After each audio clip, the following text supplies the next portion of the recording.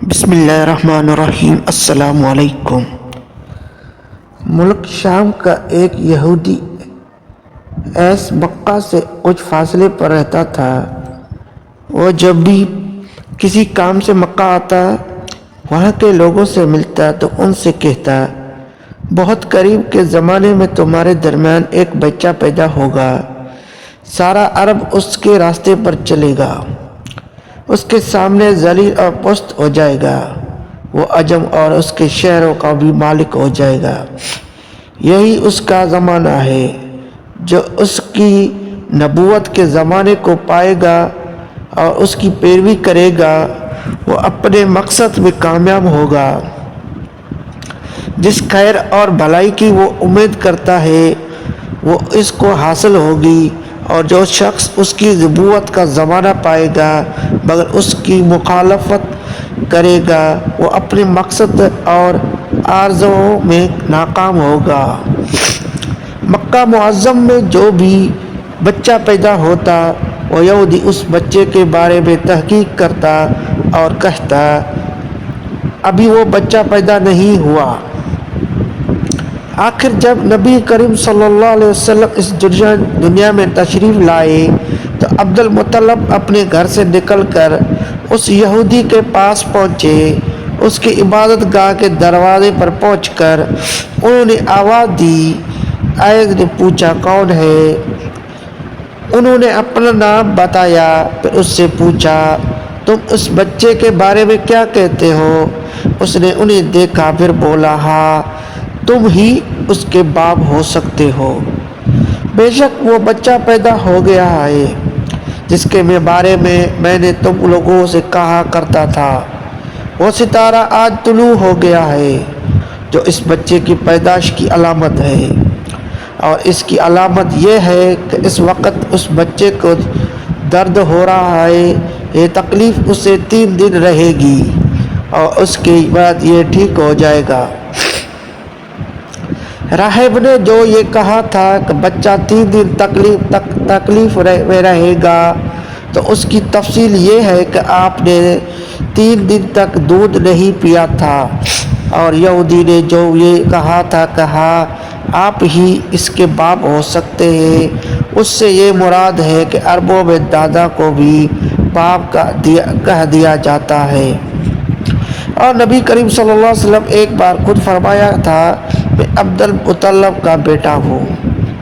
یہودی نے عبد المطلب سے یہ بھی کہا تھا، اس بارے میں اپنی زبان بند رکھیں، یعنی کسی کو کچھ نہ بتائیں، ورنہ لوگ اس بچے سے زبردست حسد کریں گے، اتنا حسد کریں گے کہ آج تک کسی نے نہیں کیا، اور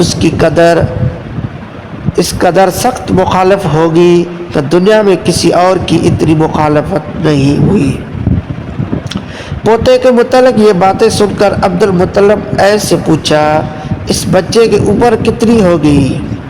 یہودی نے اس سوال کے جواب میں کہا، اگر اس بچے کی عمر طبی ہوئی بھی 70 سال تک نہیں ہوگی، بلکہ اس سے پہلے ہی 61 یا 63 سال کی عمر میں وفات ہو جائے گی، اور اس کی امت کی اوسط عمر بھی اتنی ہی ہوگی۔ اس کی پیدائش کے وقت دنیا کے بت ٹوٹ کر گر جائیں گے۔ یہ سارے علامات اس یہودی نے گزشتہ انبیاء کی پیش گوئیوں سے معلوم کی تھی، اور سب بالکل سچ ثابت ہوئے۔ قریش کے کچھ لوگ عمرو بن نفیل اور عبداللہ بن حبش وغیرہ ایک بت کے پاس جایا کرتے تھے، یہ اس رات بھی اس کے پاس گئے۔ جس رات آپ صلی اللہ علیہ وسلم کی پیدائش ہوئی، انہوں نے دیکھا وہ بت اوندے منہ گرا پڑا ہے۔ ان لوگوں کو یہ بات بری لگی، انہوں نے اس کو اٹھایا، سیدھا کر دیا، مگر وہ پھر گر گیا۔ انہوں نے پھر اس کو سیدھا کیا، وہ پھر الٹا ہو گیا۔ ان لوگوں کو بہت حیرت ہوئی، یہ بات بہت عجیب لگی۔ تب اس بت سے آواز نکلی، یہ ایک ایسے بچے کی پیدائش کی خبر ہے جس کے نور سے مشرق اور مغرب میں زمین کے تمام گوشے منور ہو گئے ہیں۔ بت سے نکلنے والے آواز نے انہیں اور زیادہ حیرت زدہ کر دیا۔ اس کے علاوہ ایک واقعہ پیش آیا کہ ایران کے شہنشاہ کسریٰ نوشیر وہاں کا محل ہلنے لگا اور اس میں شگاف پڑ گئے۔ نوشیر وہاں کا یہ محل نہایت ہی مضبوط تھا۔ اس واقعے سے پوری سلطنت میں دہشت پھیل گئی۔ شگاف پڑنے سے خوفناک آواز بھی نکلتی۔ محل کے 14 کنگرے ٹوٹ کر نیچے آ گرے تھے۔ آپ کی پیدائش پر ایک واقعہ یہ پیش آیا کہ فارس کے تمام آتش کدوں کی وہ آگ بجھ گئی جس کی وہ لوگ پوجا کرتے تھے اور اس کو بجھنے نہیں دیتے تھے، لیکن اس رات میں ایک ہی وقت میں تمام کے تمام آتش کدوں کی آگ آنا فانا بجھ گئی۔ آگے پوجنے والوں میں رونا پیٹنا مچ گیا۔ کسریٰ کو یہ تمام اطلاعات ملی تو اس نے ایک کاہن کو بلایا۔ اس نے اپنے محل میں شگاف پڑے اور آتش کدوں کی آگ بجھنے کے واقعات اس سے سنا کر پوچھا، آخر ایسا کیوں ہو رہا ہے؟ وہ کاہن خود تو جواب نہ دے سکا، تاہم اس نے کہا، ان سوالات کے جوابات میرا ماموں دے سکتا ہے، اس کا نام ستی ہے۔ نوشیروان نے کہا، ٹھیک ہے، تم جا کر ان سوالات کے جواب لاؤ۔ وہ گیا، ستی سے ملا، اس یہ واقعہ سنائی۔ اس نے سن کر ایک عصا والے نبی ظاہر ہوں گے جو عرب اور شام پر چھا جائیں گے اور جو کچھ ہونے والا ہے ہو کر رہے گا۔ اس نے یہ جواب کسریٰ کو بتایا۔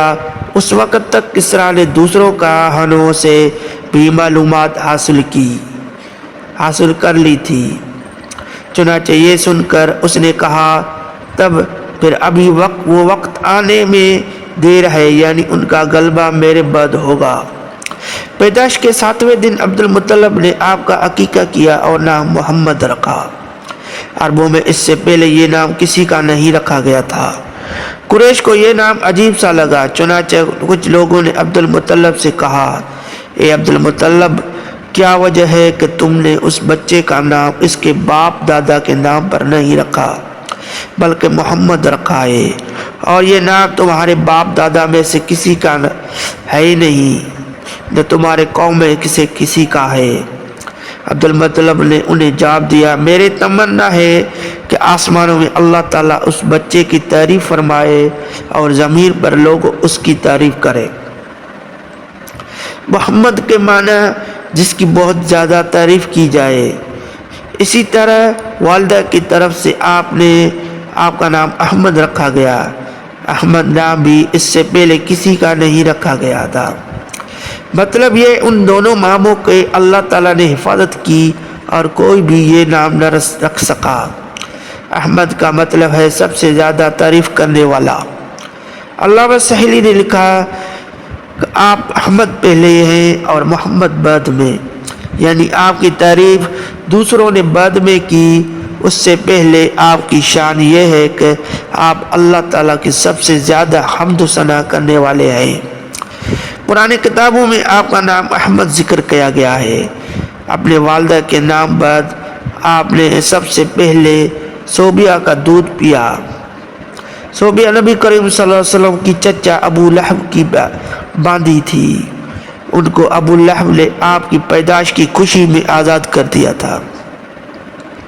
صوبیہ نے آپ کو چند دن تک دودھ پلایا۔ انہیں دونوں صوبیہ کے ہاں اپنا بیٹا پیدا ہوا تھا۔ آپ کی والدہ نے آپ کو صرف 9 دن تک دودھ پلایا۔ ان کے بعد صوبیہ نے پلایا۔ پھر دودھ پلانے کے بارے حضرت حلیمہ سعدیہ کی آئی۔ حضرت حلیمہ سعدیہ اپنی بستی سے روانہ ہوئی۔ ان کے ساتھ ان کا دودھ پیتا بچہ اور شوہر بھی تھے۔ حضرت حلیمہ سعدیہ دوسری عورتوں کے بعد مکہ میں داخل ہوئی۔ ان کا خچر بہت کمزور اور مریل تھا۔ ان کے ساتھ ان کی کمزور اور بوڑھی اونٹنی تھی۔ وہ بہت آہستہ چلتی تھی۔ ان کی وجہ سے حلیمہ قافلے سے بہت پیچھے رہ جاتی تھی۔ اس وقت بھی ایسا ہی ہوا۔ وہ سب سے آخر میں مکہ میں داخل ہوئی۔ السلام علیکم۔